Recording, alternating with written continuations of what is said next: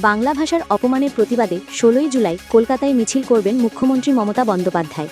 College square থেকে ডোরিনা crossing পর্যন্ত হবে মিছিল শুরু হবে বেলা ২টো থেকে ৪টে পর্যন্ত। এদিন রাজ্যের প্রতিটি জেলা স্তরেও মিছিল হবে বলেই সূত্রের খবর। নারকেলডাঙ্গার কোটি টাকার ডাকাতির ঘটনায় বিহারের গয়া থেকে ধরা পড়ল কুখ্যাত গ্যাংস্টার লাল্লু খান। খুনসহ ৩৫টি অভিযোগ আছে তার বিরুদ্ধে।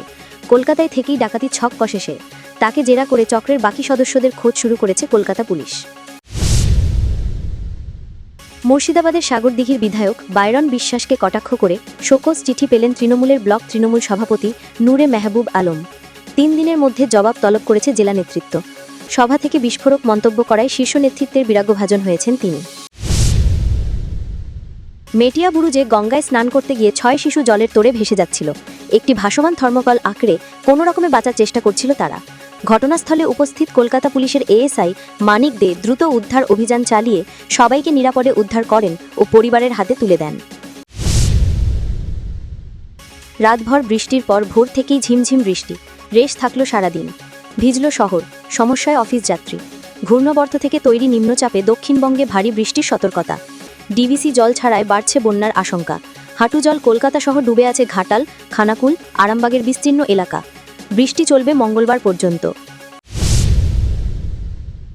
বিহারে ১২ বছরের ছেলের সামনেই স্বামীকে কুপিয়ে খুন স্ত্রী উষা দেবীর। জমি বিক্রি ও বিবাহ বহির্ভূত সম্পর্ক ঘিরেই খুন। প্রেমিকের কথাতেই জমি বিক্রি করেছিলেন স্ত্রী। খুনের পর ছেলে পুলিশে খবর দেয়।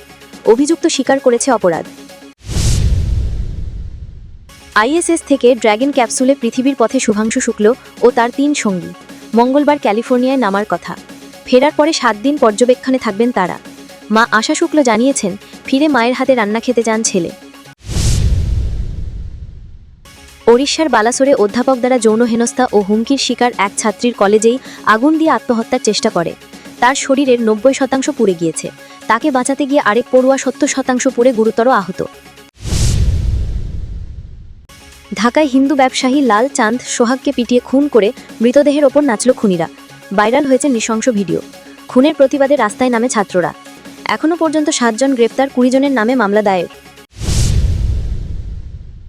সোমবার সকালে ৬.৫ মাত্রার ভূমিকম্পে কেঁপে ওঠে ইন্দোনেশিয়ার তানিমবার দ্বীপপুঞ্জ। জার্মান সংস্থা জানায় কম্পনের মাত্রা ছিল ৬.৮। দ্বীপপুঞ্জ জুড়ে কম্পন অনুভূত হয়। যদিও মাঝ সমুদ্রের কম্পনে এখনও সুনামির কোনো সতর্কতা জারি হয়নি।